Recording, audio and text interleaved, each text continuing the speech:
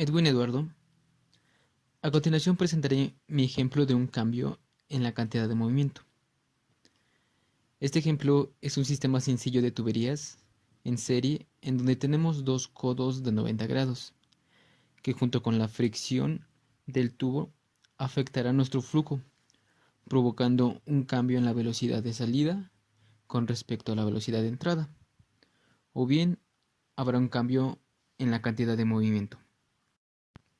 Supongamos que este pequeño sistema es parte de un sistema de control en donde se suministra glicerina a un depósito a una velocidad inicial de 6.5 metros sobre segundo, teniendo en el punto A o en el punto inicial una presión de 90 pascales y en el punto B una presión de 30 pascales a una altura de 10 metros. Esta tubería o este sistema tiene un diámetro de 6 pulgadas y un flujo de 0.093 metros cúbicos sobre segundo. Gracias a estos datos, calcularemos la velocidad de salida para poder observar matemáticamente el cambio en la cantidad de movimiento. De acuerdo a las suposiciones anteriores, tenemos estos datos de este pequeño sistema. Recordamos que tenemos una presión en el punto A y en el punto B, y este punto B tiene una altura con respecto a de 10 metros. Tenemos anotado también el flujo, el diámetro en metros, e igual tenemos el peso específico de la glicerina. Y no olvidemos la velocidad inicial de nuestro sistema. Para calcular la velocidad de flujo en la salida, nos ayudaremos de la ecuación general de la energía. Aquí ya la tengo escrita, y como queremos calcular, en este caso, la velocidad en B o la velocidad de salida, la despejamos. Hago un paréntesis en este punto para mencionar o recalcar que estamos suponiendo que este pequeño sistema o este pequeño ejemplo es parte de un sistema aún mayor o aún más grande, por lo que nuestro punto A y nuestro punto B de este ejemplo no están en contacto con la atmósfera.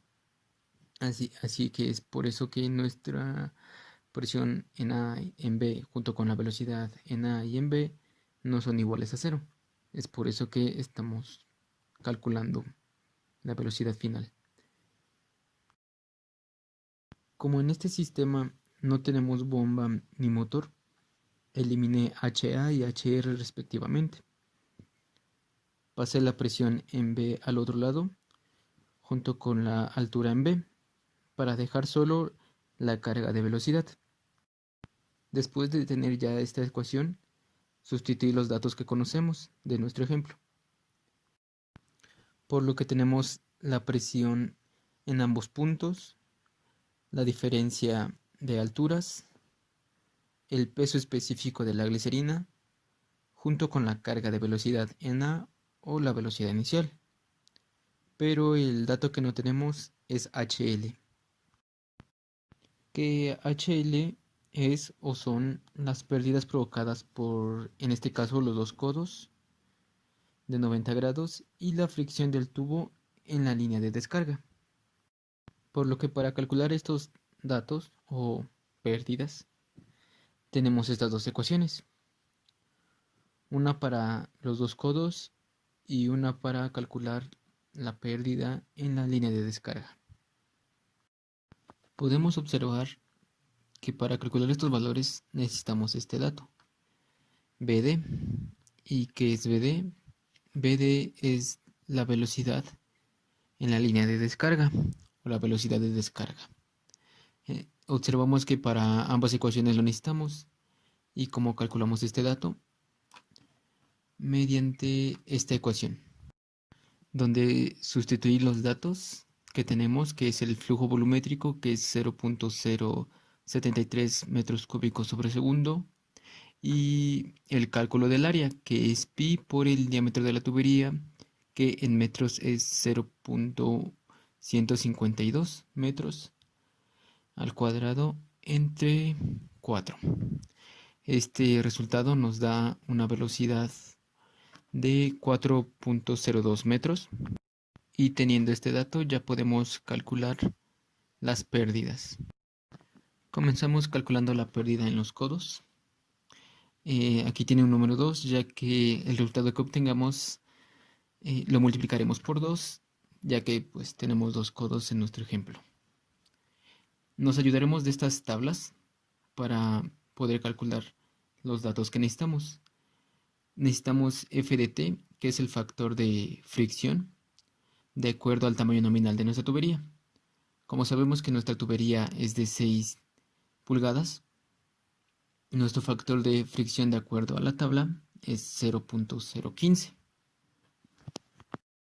Así que anotamos ese dato y también de la siguiente tabla o de la segunda tabla, perdón, nuestro factor LND de acuerdo a un codo estándar de 90 es 30. Por lo que procedemos a sustituirlo en nuestra fórmula y lo único que nos faltaría sería sustituir la velocidad de la descarga al cuadrado entre 2 por la gravedad, que es 9.81 metros sobre segundo al cuadrado. Y este resultado nos da, o esta ecuación, perdón, nos da 0.092 metros. Recuerden que lo vamos a multiplicar por 2 ya que son 2 codos y al multiplicarlo tenemos 0.184 metros, que es la pérdida que generan nuestros 2 codos. Después procedemos a calcular la pérdida en la línea de descarga. No lo mencioné anteriormente, pero la pérdida en la línea de descarga es la pérdida por la fricción en la tubería en este punto. Ahora, para calcular la pérdida en la línea de descarga, necesitamos el factor de fricción nuevamente y la relación L en D. Pero aquí es diferente, se calcula diferente. Para calcular el factor de fricción en la línea de descarga, F en este caso, necesitamos calcular el número de Reynolds. Y el número de Reynolds lo calculamos mediante esta ecuación, que relaciona la velocidad en D multiplicado por el diámetro de nuestra tubería, por la densidad de la glicerina y por la viscosidad dinámica de la misma. Sustituyendo los datos en la ecuación, recordemos que la velocidad en D o la velocidad de descarga es 4.02 metros sobre segundo por el diámetro de nuestra tubería de 6 pulgadas, que en metros es 0.152 metros, y la densidad de la glicerina es 1258 kilogramos sobre metro cúbico, y la viscosidad dinámica es 9.6 por 10 a la menos 1 pascales por segundo.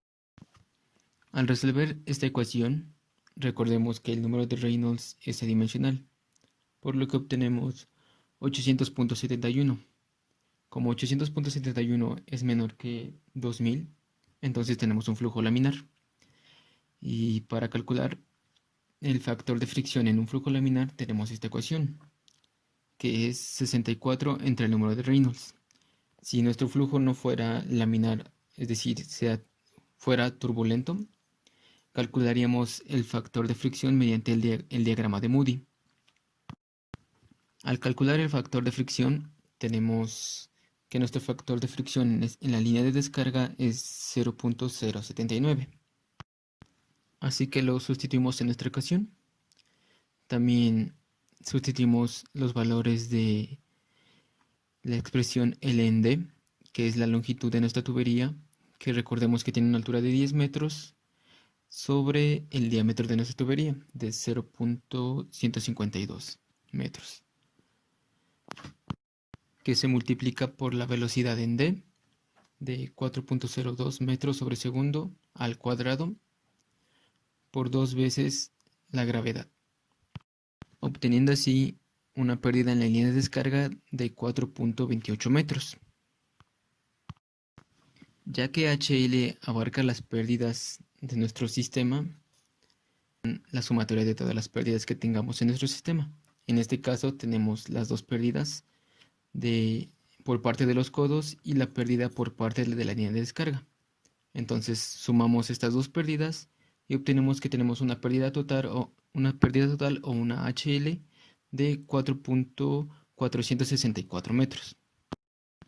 Ahora que tenemos ya el único dato que nos faltaba, lo sustituimos en la ecuación general de la energía, en donde tenemos que la carga de velocidad en B es igual a 90 pascales menos 30 pascales entre 12.454 newtons entre metro menos 10 metros más la carga de velocidad en A menos nuestras pérdidas HL, por lo que obtenemos una carga de velocidad en B de 4.52 metros. Pero esta no es la velocidad en B o la velocidad final, ya que nos falta pasar la gravedad multiplicando. Al hacer esto, tenemos que la velocidad en B al cuadrado es igual 2 veces la gravedad por 4.52 metros, obteniendo así 88.68 metros cuadrados sobre segundos cuadrados. Lo único que nos falta aquí es pasar el cuadrado del otro lado y lo pasamos como raíz y obtenemos que la velocidad en B es igual a 9.41 metros sobre segundo. Y aquí es donde observamos matemáticamente el cambio en la cantidad de movimiento, ya que tenemos un cambio en la velocidad final con respecto a la velocidad inicial, que era de 6.5 metros sobre segundo. Y eso es todo sobre mi ejemplo.